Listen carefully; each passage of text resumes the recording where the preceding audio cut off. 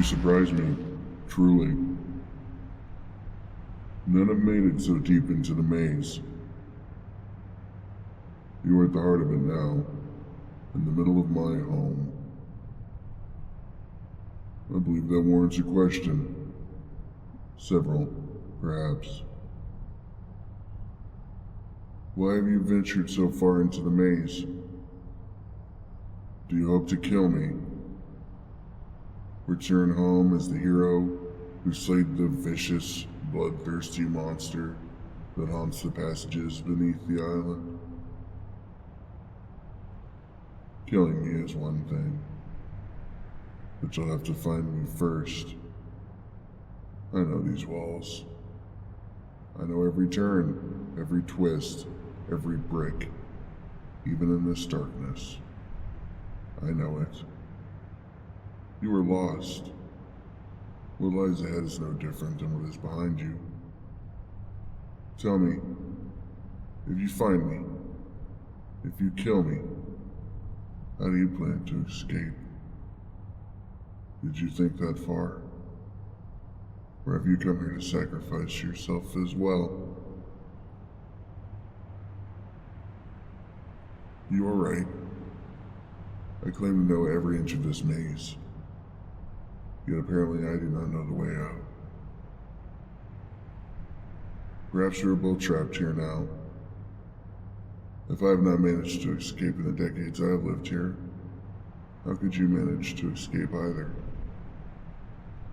There's no hope for you now that your torch has gone out. You cannot see a thing.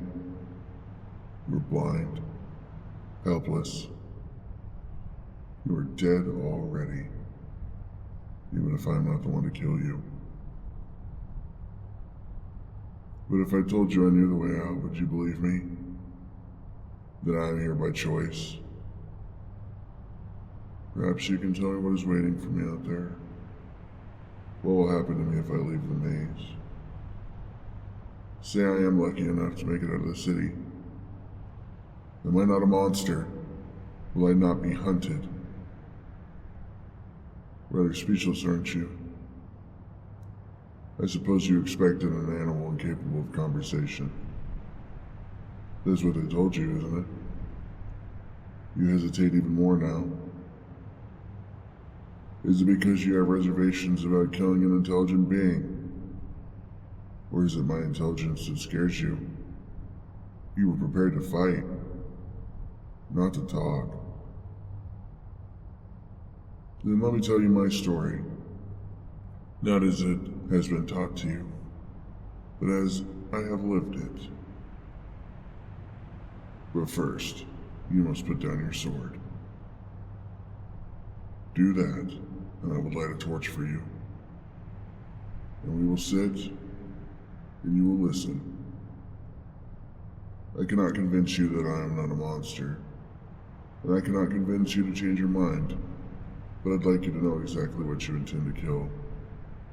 Lay down your sword, human. Let me illuminate you.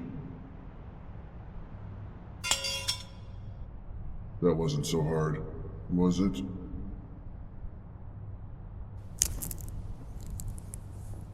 Frightening, is it not? To lay your eyes on the beast. The way you squint. It's almost endearing. You've spent a long time in the dark. Is my fur too white? Too blinding? Please, let us sit. You have traveled far and must be weary. I promise, I am not eager to kill you. I only wish for you to listen. I suppose I should start at the beginning, with my parents. They have told you of the Cretan bull, have they not? It was a gift to the king from Poseidon, once meant to be sacrificed to the god himself. A magnificent beast. How could it not be, if it was created by the gods, for the gods? But the king is greedy. He was then and he is now. So he kept the bull and sacrificed another in its stead. Poseidon, in his anger, cursed my mother. I did not know why he punished her when it was the king that failed to deliver. The king must have forgotten how quick the gods are to anger. Or perhaps he knew how often they punish the wrong person. I will spare you the details of my conception, but no, it was not my mother's choice. She nearly died giving birth to me. It was a bloody, gruesome birth. My horns tore her open. Still, she named me. She named me after the stars. And she held me. A fleeting moment, and then word reached the king of the monstrosity that she had borne. I do not know why he did not kill me then. I think because he is a coward. He had the maze built instead, to use me as a tool to frighten the Athenians into submission. And so I grew up here, in the dark. I did not know my name. I did not know my family. Occasionally I would stumble blindly across a dead body, or dying one beyond saving. For a long time I assumed they were prisoners like me, but they were always young. And when I could comprehend that I must be a monster, that none of them were like me, that was when I finally realized that they must be sacrifices. My sin is not killing them, you know. It is eating their rotting flesh to survive. I can tell you are wondering how I know anything of my birth, of my parents. How can I speak to you now? I shouldn't know any of my story at all, really. But I wasn't the only prisoner down here. At least for a time. The king is a fickle man. Paranoid. He imprisoned the architect that designed this maze here, along with his son. They taught me the things I tell you now. They taught me how to speak, and eventually they found their way out again. I could not go with them. The world outside is no place for me. Here, at least I am safe from the king, from the gods. None of them can hear me when I curse their names. When I stumbled across the architect and his son, I was so hungry I almost killed them. But they spoke to me. Nothing had ever spoken to me before. And they brought with them light. I did not know I had been blind before. Daedalus, the architect, had on him a mirror, and it was then that he showed me what I was. Taught me my name. Both of them. Asterius, the name my mother gave me, and the Minotaur, as I am known by the people. And the architect's son was named Icarus. I am glad I did not eat them. They told me who I was, that I was just as much a fallen prince as a monster. And they told me about the outside world. For so long I thought this was living, crawling around in the dark, alone. Not a shell of a man, but a shell of an animal. They spoke of faraway lands that they would travel to as soon as they made their escape. Lands outside the king's reach. Daedalus had designed the maze, but he did not know the way out. It took us years to find it. I had never looked for one before, because I could not comprehend the idea of a world existing outside of this one. It was all I had known. We had stumbled across the many builders that had died in the making of the maze. I could tell the architect was full of regret. He had been the king's prisoner for even longer than he had been trapped here, forced to fulfill every wish the king made, lest he lose his only son. He confirmed my suspicions. that the young men and women I had found were sacrifices. Apparently the son of the king, my half-brother, died at the hands of the Athenians. And this was the king's way of avenging that death. Dozens of lives for the sake of one. But when has a king ever been rational? I dreamed about meeting my brother. I dream about meeting the king and making him wish he had killed me when he had had the chance. I digress. Eventually, we found the exit. Daedalus's knowledge combined with mine helped us map it over the years he was imprisoned here.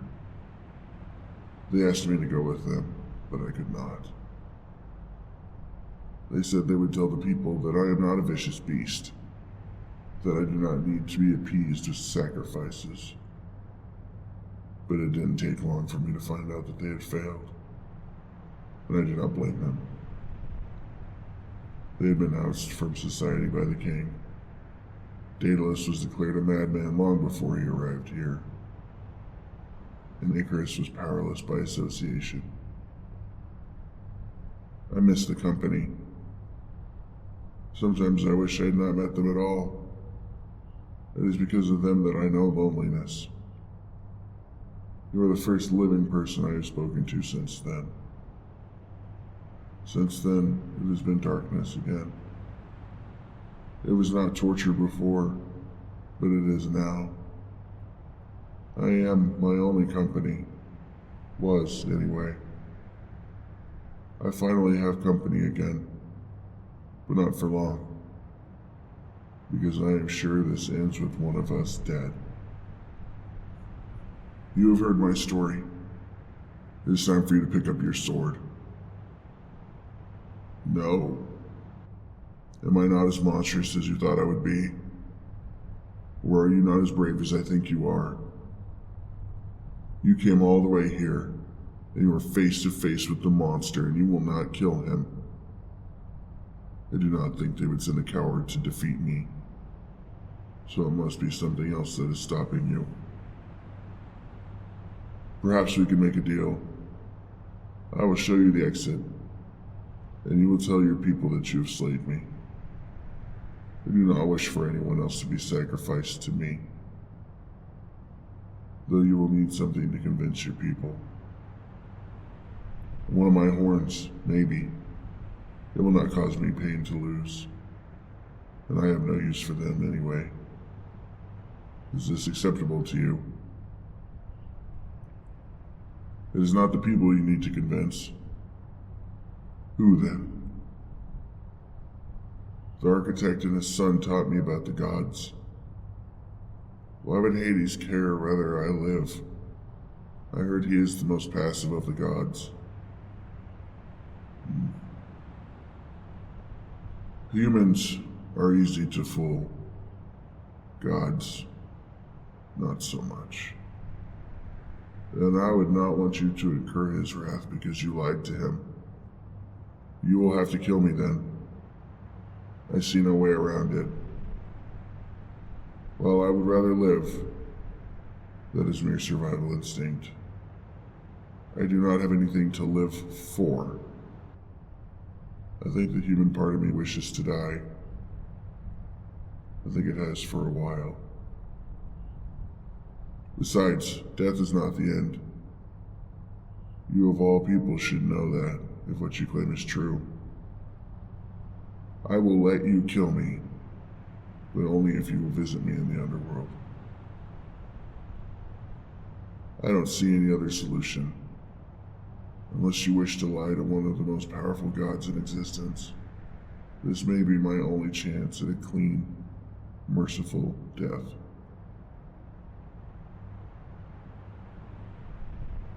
That is foolish. There is no way out of this city. Fine. Say we made it out. What then? There is no place for me. The Underworld? Then you might as well kill me. Save us the hassle of trying to get me out of the city. Besides, I don't think I could handle withstanding the daytime during our journey there. I have spent my whole life in the dark, with nothing more than torchlight. So a ball of fire in the sky sounds like the death of me if you're giving up that role. Let me show you the exit, and then kill me. Give me this one mercy. It is what you came here to do, is it not? Hades ordered you to. You cannot leave without doing so, unless you also wish death and the torture that lies beyond should you go against the gods' wishes. You know this is not the end. Look around. You think you're doing me a favor by letting me live? Pick up your sword, human. Pick it up. Must I beg?